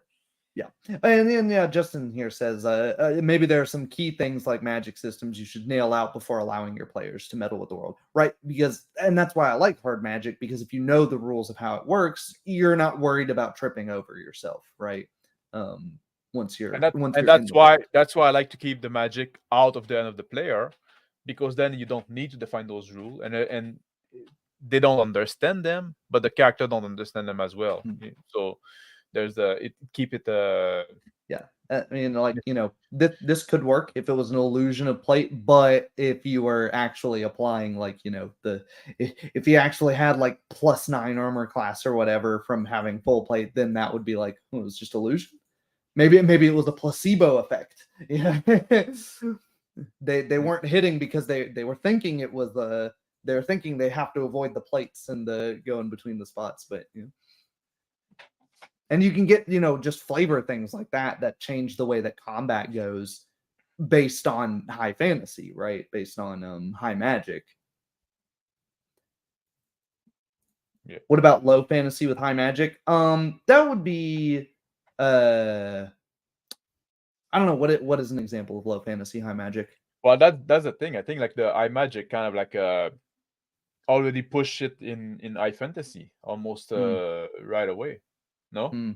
Yeah. But because I mean, if there's somebody that can, do, he can erase, buildings with a wave of his hands, there's going to be people that go, hey, I want to use that power. What can you teach me? I guess maybe something when there's like Magi Ascension. That could be like iMagic with low fantasy. Yeah, potentially. Because well, it's still in the Wall of Darkness, so you got you got werewolf running around. But it's all like hidden, so like the normal people don't know those things exist. Yeah. But does that really still qualify? And that's also a world that if you start thinking about it a bit, you kind of break down. Yeah, it's really not something you should put too much thought into. I can't really think of too many that are they really are kind of attached at the hip. I think you can have like mid high and low mid, but having low high it's just really difficult. That's a good one. Charlotte says, how would something like Might and Magic fit into all this? You can't keep the spaceships and robots out of your D&D game forever. Yeah, I mean, or Greyhawk for that matter. You start looking into Greyhawk and you realize a lot of it's Golarion Pathfinder. Spoilers for like a 10-year-old module. There's the thing that caused the major apocalypse in Golarion was a bunch of rampant unoccupied alien spacecraft landing on the planet. So a lot of the magic on that planet isn't really magic. It's just really old technology that isn't well understood. I gotta be honest, that's a fucking trope I hate. Yeah, like, even at the beginning of magic, but it's really technology. Come on, man, we've seen that 1,000 times. It's dumb every time. But it's interesting because there is like new magic that is being made. Lots of people reinventing magic, and then there's the old yeah, that's right. Blackmore, not Greyhawk. Mixed them up. Yeah. Or Oh my gosh, not Planescape. Spelljammer. Yeah. Um, LC Conan is high fantasy with low magic. is Would you high consider? fantasy? I wouldn't consider Conan high fantasy. I No, consider I wouldn't Conan pretty either. low fantasy Uh-huh. because everybody's human. There's monster in the world, but the monster are not like a common occurrence. They're not something you see all the time. They're sorcerer and stuff like that, but that again, they're pretty rare, and they're all seen as evil and dangerous and stuff like that. Mhm. I would consider Conan pretty low fantasy actually, and kind of low magic, but maybe even mid magic because sorcerer are rare, but people know they exist. It's not something. Yeah. I think that's how I would put Conan. Low fantasy. Oh, we did that. Low fantasy with high magic. Yeah. Oh yeah, I hate time travel. Time travel is never done well. In a low magic, fantasy setting, such as sci-fi, where there's probably little to no magic unless you the technology quote everyone quotes, but yeah, nah. Time travel's never done well. It's not a trope I'm in love with, but at least in the Iron Gods supplement for Pathfinder, they do a pretty good job of it's a different kind of magic. It's magic that's so old it's not really recognizable as the modern magic in the world. And they cover their own tracks by right at the beginning. They say, we know this is not for everyone, so if you want to just not use any of this, go ahead. And I think that's the only time I've ever read that in a supplement from Paizo. Yeah. Rex said maybe a low fantasy with high magic could also be setting where magic isn't encountered often. We talked about that a bit in the beginning of the stream as well with the Lord of the Ring, where like they do have like powerful spell, but most people will spend their life without seeing any kind of magic. But magic can do a lot. So, and we figure out that we discussed like, well, would that be high magic or low magic? Like, and we discussed that maybe it's kind of a low magic because prevalence is more important than powerfulness. Would that be the word? Power? Yeah. Magnitude. Yeah. Prevalence is more important than magnitude when classifying the level of magic. That's the conclusion we drew. Yeah. Here's another good one from Rex Teal and a point towards fantasy, at least in my mind. I would like a twist where you encountered a spaceship, and at first it seems like you've encountered aliens, but it's actually demons or some other occult practice. Yeah. When there's a bunch of different forms of magic in the fantasy, that means there's some question as to what exactly is going on, and some the mystery is expounded in that way. And of course there can be a mystery when people in a very low fantasy thing see what appears to be magic. You could see something and be thinking, is that a Komodo dragon? Is that just a crazy real creature? Is this some like fire breathing, actual dragon that we've never seen before? But when you have these convergences of your divine magic, your arcane magic, your occult practitioners, your technology in the case of something like Arcanum or Shadowrun, it becomes this like, okay, what exactly is going on here? It could be anything. It could be so many different things, and you're left with a much wider scope to consider, and that can make things much more mysterious. And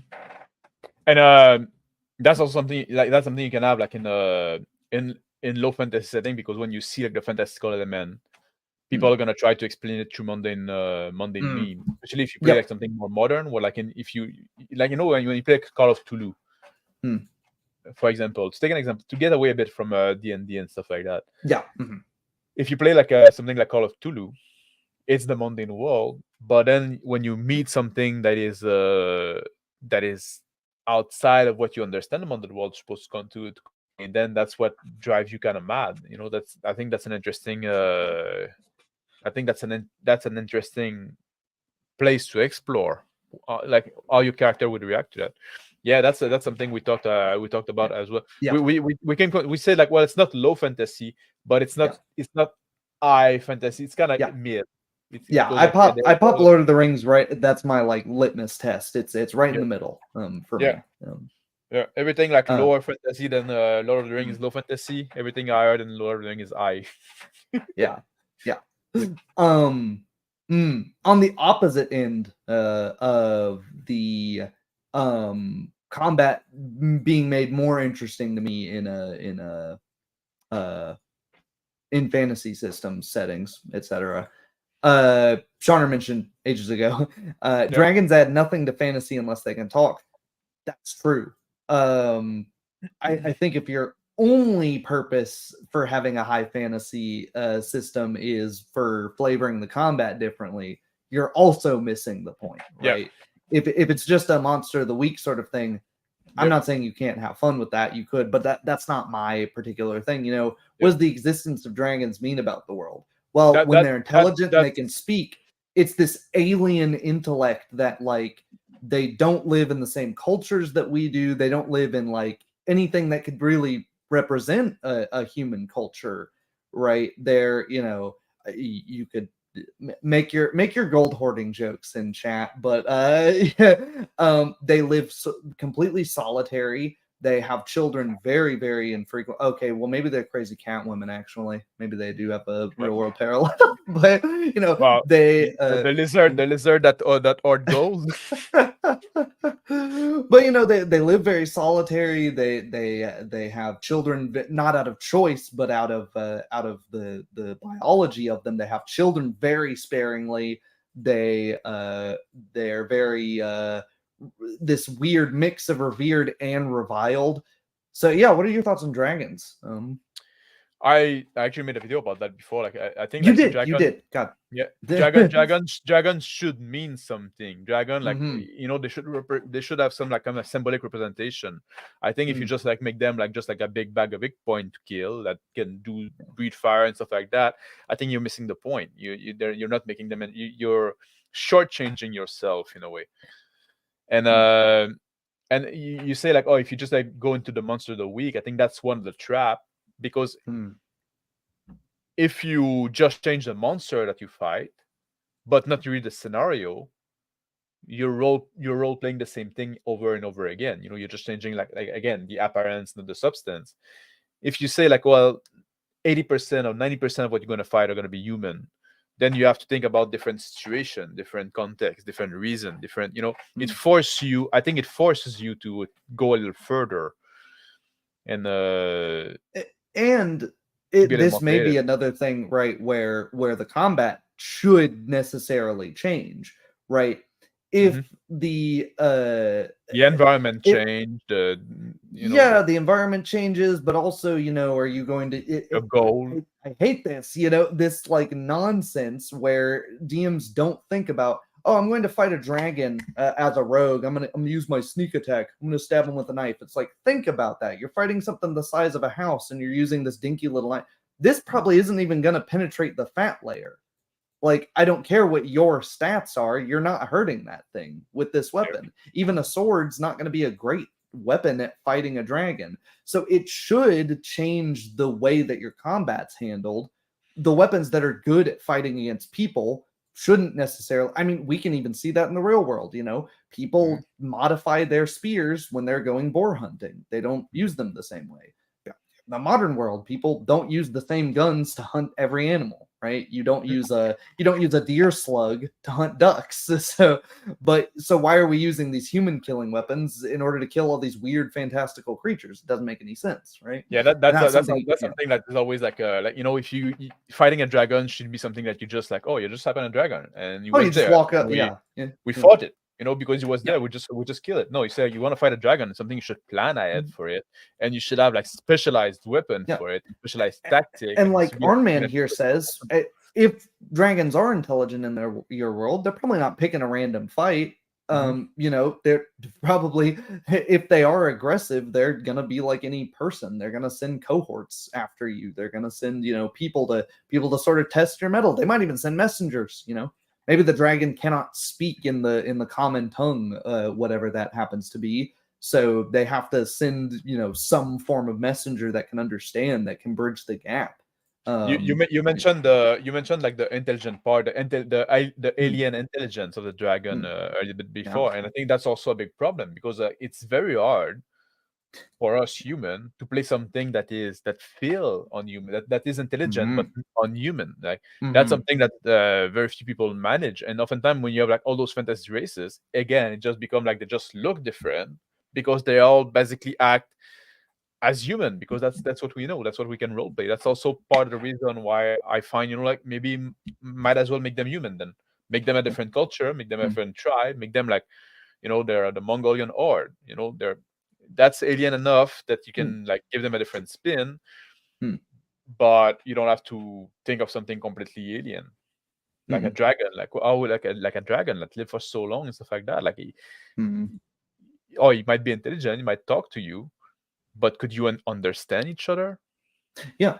And having a totally different, outlook on life and killing. Maybe they're not killing maybe they're killing out of a totally, they're going to be driven to kill to solve their problems way faster because they look at, humans or any other race and just go, you're you can have so many children in such a short time. Your lives are just mathematically not worth as much as mine. I don't, I, And I don't I sometimes don't mean anything hard by it. It's just, hey, get out of my way. They wave a hand and they raise a village. they would look at us in the way Mm. that we look at bugs or at like Yeah. Uh-huh. chipmunk and stuff like that. Like, Yeah. well, they're annoyance, or maybe I want Yeah. their honey, and then I'm just Yeah. like uh, Yeah, it'd be like, that's a great thing. I actually hadn't considered that. What a dragon that is almost like a beekeeper to a village. Where they don't want all of the people in it to die, but they do see them as lesser.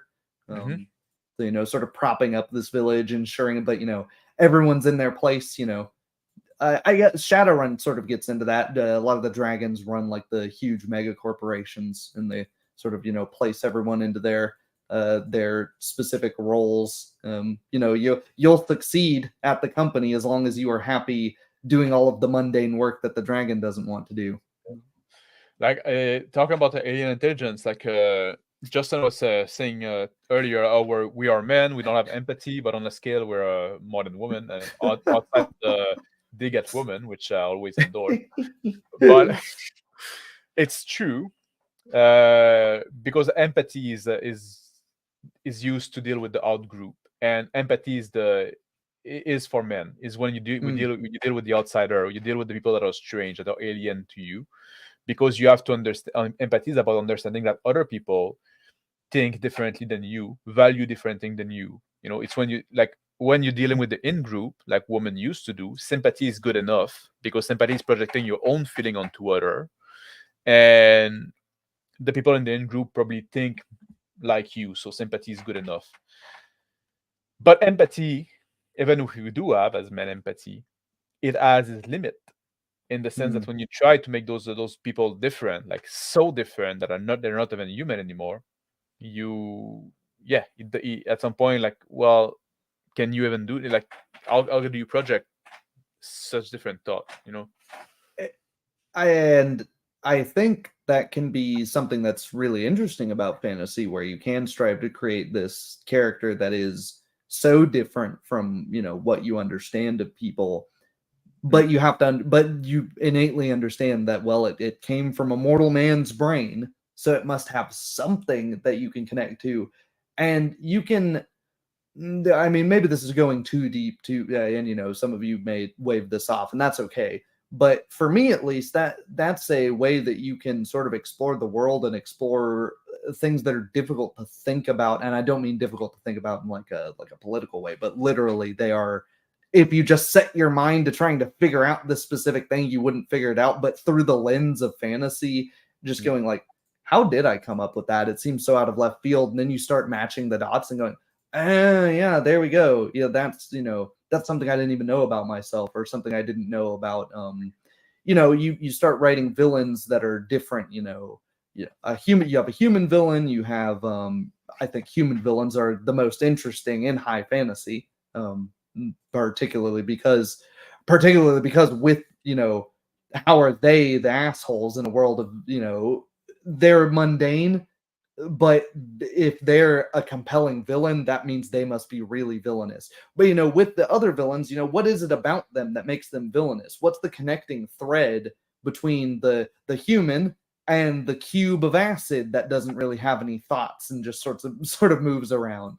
you say like even in fantasy, like the most interesting villains are the human. They're the most interesting villain because you can relate to them and Mm. you can look at them and say, you know what, he's an asshole, but I can understand where it's coming from. Mm. Or yeah, if I was in that situation, you can project yourself on it. And that's Mm. that's why I like low fantasy, because it Mm. forces you to see. And if you want to have like a human very interesting, you want to have like a villain very interesting, you have to have a villain that the player can see themselves in.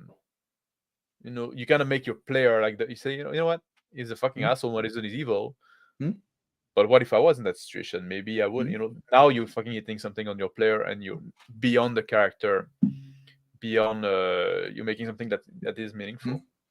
Yeah. Then like engaging in different sketchy magical rituals, dealings with devils and the like. You in the high fantasy thing, you go, well, if I was maybe the fighter that just beats people up with a sword looks at this like frail sickly born child and is like, well, if I was born less lucky, would Yeah. I have engaged in some of the same magical practices that he would have? Maybe. I still say, like, I mentioned to you before my idea of dragons being human who have delved too far into magic until they become these demonic reptilian beings. Yeah, I remember you talking about that, and that's something also that that's actually something I'm doing in Winter Dawn, something similar. Dragons are basically like human that became like exceptional in some way, and then at some point like transform, and the process is not well understood. But that's something I'm doing. We come full circle to Dark Sun, because that's the big thing with the Sorcerer Kings and Dark Sun. There's no natural dragons that just wander around. It's these the like form of when these sorcerers are trying to figure out immortality. It comes in the form, it's not just a magic potion you drink and go, oh, I'm immortal now and nothing else has changed, I just don't age. It's their form of immortality is they mutate into these horrific giant creatures, and there's different stages of it. And it's like that immortality comes at a real cost, not just the magic cost in Dark Sun, which is to all of the natural things, but it now comes at a very personal cost. They're not going to be the same anymore. And how you're always questioning how much of them is destroyed because of what they are now, and how much of them is like they are because they were already that way. They were already fucked up when they decided to undergo the ritual, and the rituals just made it worse. Or was there something salvageable before they decided to turn into that? Mm-hmm. No, yeah, I think that's because, like I say, like even if I say like low fantasy, I think like if you have like fantasy element, like that's I still want some. I'm not like I don't say I say low fantasy, I don't say no fantasy, and that's one I like actually. Yeah. Should we about to wrap it up? Or you want to? I think so. Yeah. Is there anything else you want to add up, or we just go one into? more. I got one more starred comment. Yeah. One more starred comment that I didn't mention on way earlier. Sorry for just getting to this, Justin. There are a lot of comments. So yeah, I could end up with your party going on a quest for a spell component that's only in there because of tradition and not because it actually does anything. Yeah, that could be, but also the opposite of that, right? If you actually do pay attention to the spell components and that, hey, this is a really expensive, weird thing. I need a phoenix's feather for this thing. That's kind of, how are we gonna, thinking of your Phoenix down from Final Fantasy, literally used in resurrecting somebody. That's something worth to go get. And then, okay, well, now the magic has created this whole journey in and of itself just because of the magic system, and it wasn't something you had to leave a plot hook for. The world was already there and did that. What happened if you try to cast a spell without all the component? I mean, you could be boring and just say it doesn't work. That would be a fine thing to do, but kind of like I say, the boring answer. Or you could have it work with consequences. Yeah, that would be something. What's taken instead of that Phoenix down, right? Is you could look at the like Full Metal Alchemist, or just the idea of alchemy in general, equivalent exchange. It didn't take the feather, so what did it take? Yeah, it could be like you get into body horror, you know, you resurrect this dude, he's resurrected, and all of a sudden he's like this horrible mutation. Maybe this guy tries to kill you the moment you resurrected him because he's like, why the hell did you bring me back like this? You know, that's actually something I don't like about modern D&D of like, oh, you can only resurrect people if the spirit wants to come back. It's like, no, I think magic should be fucked up. I think it's you should be able to go to somebody and rip them back to life. You know, the king's one heir to the throne dies. Okay, court wizard, you go and resurrect him. He's going to make sure this family rules this kingdom for an eternity. Yeah, that could be like seed, like that could be seed for adventure that you. Yeah, I can see that. But we should talk. I think we have resurrection in and of itself with lethality as its own topic. Should we talk about that next week? We could. I was about to ask you what you want to talk about next week because we didn't discuss that. We could do lethality, death, resurrection, afterlife, kind of all wrapped up into one. You want to do that? And I guess let's do that. Okay. And then I guess like the one thing that we didn't have time to talk about today a lot, which is definitely something to consider, the differences between like arcane and divine magic, magic that comes from magic-y stuff and magic that comes from the gods. I think the gods and religion in tabletop RPGs are a discussion all their own, though. I agree. I agree. Yeah. Should we do like a kind of summary of like our points for this tonight? Yeah. I'll go ahead. So I'll leave you the last word, kind of. Yeah. So we use kind of fantasy and magic are different, but they're very closely linked. You can't really go too far steps of one without the other.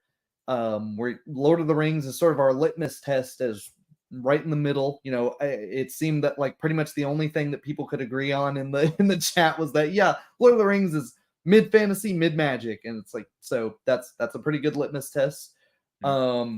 Good things about low fantasy might be that you don't have to worry about tripping over yourself because you know how the real world works and it's pretty close to the real world. Good things about high fantasy are that the combat can be constantly fresh, constantly interesting, and if you do think about the consequences, it can lead to some really compelling and interesting, unique stories. But there's way more pitfalls. If you don't have consequences to the magic, if you don't think, even if the magic doesn't have personal consequences for the magic user, if you don't think about the ramifications of somebody being able to go and create water, that's a problem, you know? So there's more pitfalls with high fantasy. Low fantasy can err on the side of boring to me. They both have neither one's right, but those are some considerations. Yeah, for me, like I said, like if I favor like low fantasy, is because it allows me and the players to focus on the essential, focus on the deep substance, like try to think about situation and not get distracted by the flashy thing, by the thing that are like so weird. Or it keeps the character as star of the show, PC and PC, and doesn't put the setting and the world building in the center of it all. So I think that's maybe the biggest reason I could think to say, you know what, I'm not gonna go with the flashy new thing and the look at those shiny bell. I'm gonna say something more mundane. You can say, and also it preserves like the fantastical element as fantastical. And it avoids a lot of traps that, I can recognize that high fantasy can bring something to the table that is positive, but it can also bring a lot of like a lot of things that will get in the way of the role play. Yeah. Anything else you want to add? If you let it. I don't think so. Although, you know, I do like that caveat to that. If there are very few wizards in the low fantasy system, their setting, you can go, oh, well, we necessarily need to go to this wizard to solve our problems then. Whereas if there's a bunch of wizards, now you need to think about who who's the wizard? You know, we could go to any wizard to solve this problem, but now we want to go to a reputable wizard. We want to go to a good guy, you know? So that can also bring it back to the character. So I think the conclusion is if you have interesting characters, it doesn't really matter what you do. I guess that's the conclusion. It's like low fantasy, high fantasy, focus on the character, don't Yeah. get distracted by the world. Yeah. If you go low fantasy, it's gonna be easier not to get distracted by the world. If you want to go high fantasy, that's a little caveat you have to be careful of. Yeah. Would that Don't be fair? in high fantasy, don't do shit just because it looks cool. Yeah. Think about the it. consequences. Yeah. Yeah, because your player will. And Yeah. they will come back to you. And if you try to keep like some consistency in the world, you will have to allow things that you wouldn't have otherwise. Yeah. And in low fantasy, think about, you know something about how the world works, especially at the tech level that you're running that low fantasy at. Because if you don't, a nerd like me is gonna spend 30 minutes chewing you out for letting me stab straight through full plate. Yeah. Yeah. But that's because you're a nerd. Yeah. All right. That's gonna be it for tonight. Thank you for everybody that joined us live, and thank you for everybody that watched later on the replay. Yeah, just catching you dark of my eye as we leave here. Yeah, you can play low fantasy in a high fantasy setting and vice versa. Yeah, you can play the fighter in the totally mundane. Yeah, you absolutely can. Yep. And yeah, if you watch on the replay, or if you like, leave in the comment down below what you think that which one you prefer, low fantasy, high fantasy, and why. What you think like it bring to the table that the other one cannot do, or why what trap does it avoid that the other one cannot it can fall into. Let us know down below your take about it. And join us next week where we're going to talk about death, resurrection, and lethality, because that kind of follow into with this topic of it's a big part of if you have resurrection abundant, well, you're going to be in high fantasy. So thank you, Tyler, for joining me. Of course. Thanks for having me. I hope to see you all next week. Thank you. Bye. See ya. Take care.